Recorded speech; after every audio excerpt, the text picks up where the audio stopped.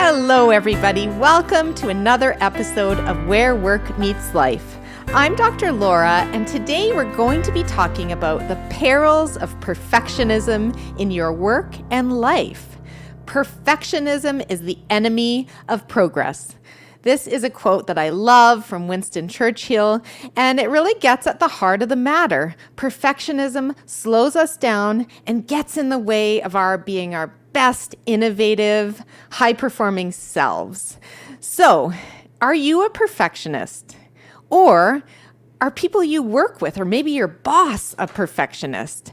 Think about perfectionism and what it means. So, it's a buzzword. We use the word a lot out there, but what it really means, according to the American Psychological Association's latest definition, is it's the tendency to demand of ourselves or others an extremely high or even flawless level of performance in whatever we do. And that level of performance is in excess of what is actually required by the situation. So the situation might require this level of performance, and we want to go a few notches higher or many notches higher and just exceed that level of performance, even though the situation doesn't really require it. And when you think of certain jobs and certain fields, there is no room for error. Things have to be perfect. Think about surgery, right? With surgery, one minor slip up can endanger someone's life. Likewise, in safety, one minor screw up can cost lives and lose lives. So we got to look at, well, what field are we talking about when it comes to perfection? Because in some fields, perfection is absolutely required. In other fields, perfection simply slows us down and gets in our way. And that's what I'm talking about today, is when perfectionism is a hindrance and a problem in our work. And later I'll talk about our lives as well. So earlier in my career, I definitely struggled with perfectionistic tendencies. I always was motivated to get top grades, and I wanted to do well and impress my professors and my teachers and later my bosses. And I did this for a long time. I worked really hard and I always wanted to do better. And I was competing mainly against myself to keep doing better and better in whatever I did. And then when I got into the field of psychology, it was quite competitive to get into graduate school, and I just had to keep on upping my own bar in order to compete. And perfectionism was definitely something that I did. I always was putting in more effort probably than I needed to make sure I got that A and to make sure I impressed and I won that award and I achieved that next milestone or hurdle. But what happened is, once I got into management, when I was responsible for managing people in my career, and this was after my master's degree, so in the late 90s, I started to manage a team, and I was juggling more balls than ever before, and I realized that I can't be a perfectionist. Otherwise, I'm not going to get anything done. I'm going to be working all the time. I did not want to work 70 hours a week. So I learned the 80-20 rule, and I'm going to tell you how I define the 80-20 rule. Basically, it's getting a project, a deliverable, up to 80% of where you need it. And 80% is good, like it's quite good, but it's not perfect. And not spending that extra 20% to get to perfection. And that means submitting it at 80%. But my trick has always been submitting it for others to look at, submitting it for input, for review from my team, for another set of eyes. And that'll help inch it even higher than 80. But do I have to be the one to get it from 80 to 100? And is that extra work and effort needed? No, it's not needed. And in fact, if I did that, I wouldn't have been able to do half the things that I've done in my career and my life. Can you relate to this 80-20 rule? Now, perfectionists have a really hard time with this. Perfectionists feel super uncomfortable stopping anything at 80%. And then what happens is they get stalled. They get stalled in analysis paralysis or perfectionistic nitpicking and iterating, endlessly iterating. And I love this quote by Sheryl Sandberg in that done is better than perfect. And I agree. It's about execution. It's about getting things done and doing things well. But getting things done perfectly will lead you to not get things done, period. So are you a perfectionist in your work? So it's really good to ask yourself these questions, but it's also important to ask someone who you're close to at work, who knows you, and who you trust to give you honest feedback. Ask these questions to them. Do you find yourself setting unrealistic goals or standards that are impossible to meet? So you're setting these high standards and you're just not able to meet them consistently, and you feel like you failed because you're not meeting these targets or standards. Second, do you fear failure to the point that you're anxious about each project and deliverable? You're just finding yourself in a state of anxiety of being good enough, doing well enough, and the absolutely terrifying prospect of failing. Number 3, do you have an inner voice that's nitpicking in your ear and constantly judging and criticizing you for not producing to the standard that you set? I always tell my clients, try to name that inner voice. Give it a name of maybe someone in school who was nasty to you. Maybe it's the school bully. Maybe it's a family member that you no longer speak to. I'm just spitballing here, but I would say think of a name that you don't really like and name that voice. So there was a girl in school when I was growing up. I went through a period of some really mean kids when I was moved between schools when I was 9 years old. Shy kid. I mean, it's hard to imagine me being shy, but I was shy at that time. And I remember one of these girls. She was the most popular girl. Shani was her name, and she was so nasty. So naming that voice in my ear, Shani, was a helpful way of dealing with perfectionism. Oh, Shani's yipping at me again. You're not good enough, Laura. You're ugly. You're unpopular. You have no friends. Those sorts of things. That's what that voice in our ear does. It constantly berates you and belittles you, and you need to shut her down. So, are you a perfectionist? Do you have these things happening internally, these unrealistic goals, this fear of failure, this anxiety around making mistakes, and this voice constantly critiquing you? Those are all signs that you are a perfectionist at work. Now, why is it important to address this? Well, perfectionism does not lead to higher performance. In fact, the research has found that it slows us down, it sabotages our performance, and it leads to suboptimal behavior. When we over-deliver when it's unnecessary. We do more than we need to. We spend extra time that we didn't need to spend. We could have spent it on other things.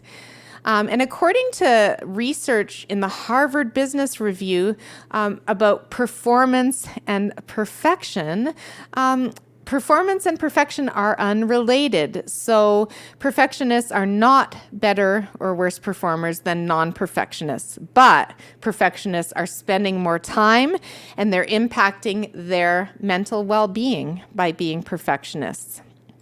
And so perfectionism, that constant self-criticism, that anxiety, that can lead to low mood, depressive feelings, and ultimately to burnout over time. And today's pace at work is insane. People are doing more with less. They have immense workloads.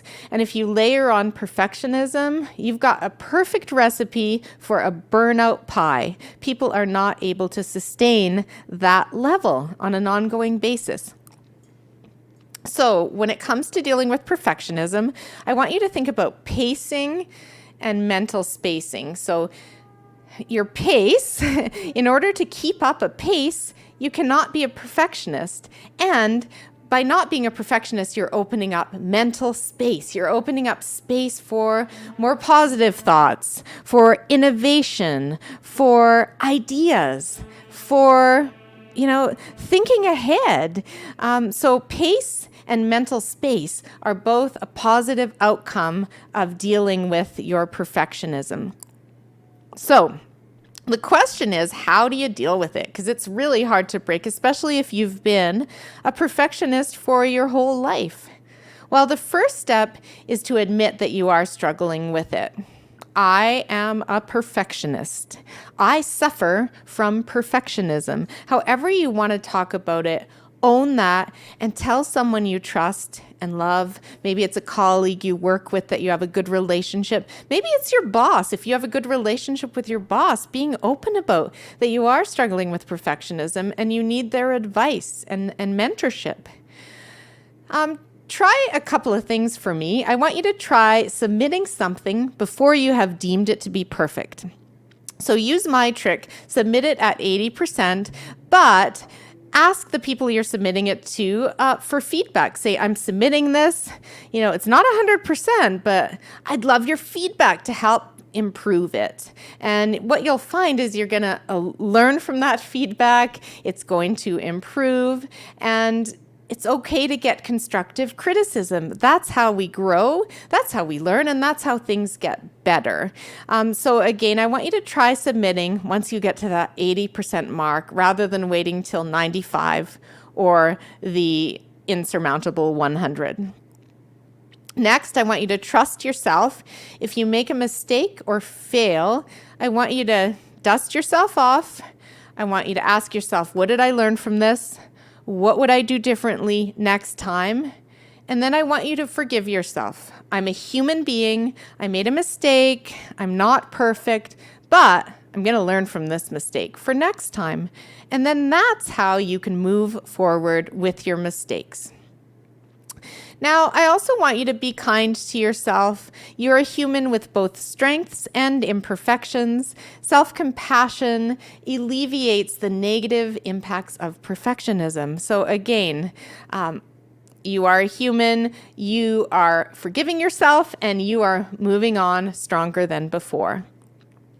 If you're suffering from perfectionism and it's really getting in your way, and these little techniques I've shared today aren't doing it, it's important to get a professional involved. It's important to talk to a psychologist or a psychotherapist who can work through your perfectionism with you to understand where it stems from, where it began, how it's impacting you, and what to do about it to curb it, to alleviate it. And there's different techniques to do that. There's different types of therapies and modalities that can help you with perfectionism.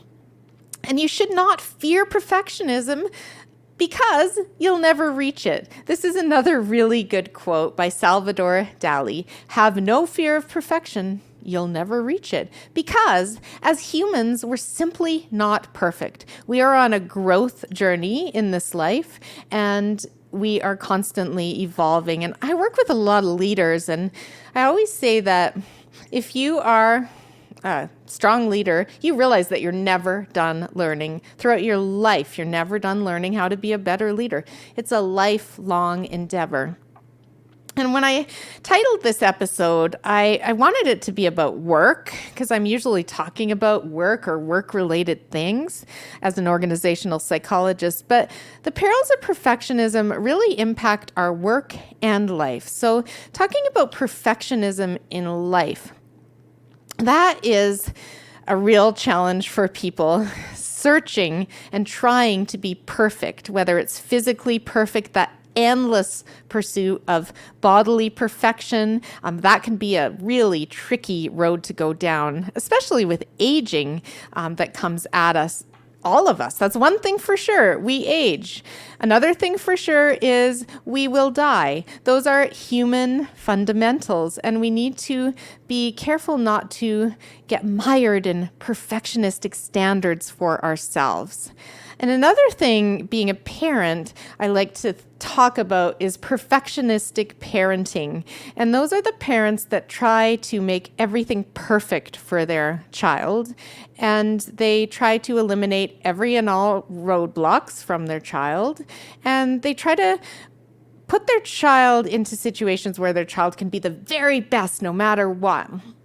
And perfectionism parenting is often equated with helicopter parenting, where they're hovering over and they're not giving their child the space to make mistakes, to learn, to go through the low points and the struggles of being a kid and being a teenager. Oh my goodness, I have 3 teenagers right now, and it's not easy being a teenager in today's world.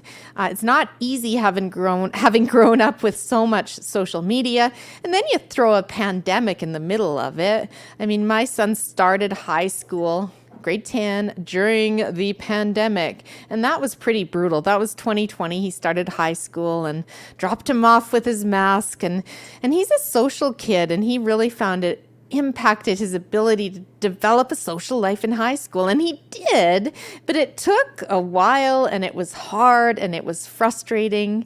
And now he's in university and really happy that period of time is behind him. But I would say that perfection parenting would be doing everything in your power to make life absolutely perfect for your kid and shield them from the difficulties of life.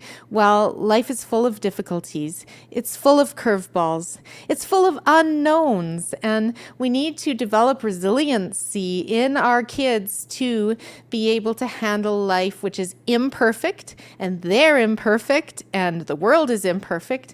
But if we can teach them to dust themselves off, forgive themselves, and learn from every mistake, what am I going to do better next time?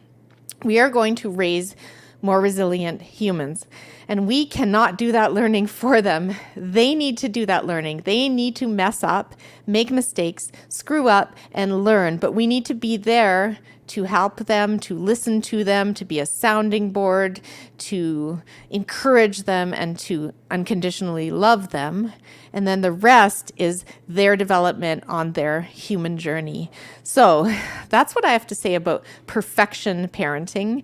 And then there's, of course, perfection in our image. There's perfection in our homes, our surroundings, right? And we get perfectionistic tendencies to make everything perfect at home. And we try to control everything in our environment. And we try to control relationships. And we try to control our friends. And then what happens? It doesn't work well. It doesn't work well because we cannot control those things. We can only control how we ourselves treat each other, how we treat ourselves, how we calm that voice on our shoulder, that Shani person, or whoever we want to name that voice. We can only control what we do with that and how we navigate our mistakes, when we fall down, getting ourselves back up and forgiving and loving ourselves. And that's what dealing with perfectionism is all about. So I hope that this episode was useful. If you can relate to it, or if others can, please share it. That's always a really nice gesture. And I've kept this episode under 20 minutes, so it's easy to listen to on a walk, on a drive. And I hope that you stay well and that you are not plagued by perfectionism. And if you are, that you bounce back and you get away from it taking over your work and your life. Stay well. Thank you for tuning into this episode of Where Work Meets Life. If you found this content valuable, please rate and review the episode and share with others who may benefit. Visit me on my website at drlaura.live and sign up for my monthly e-newsletter full of tips and resources.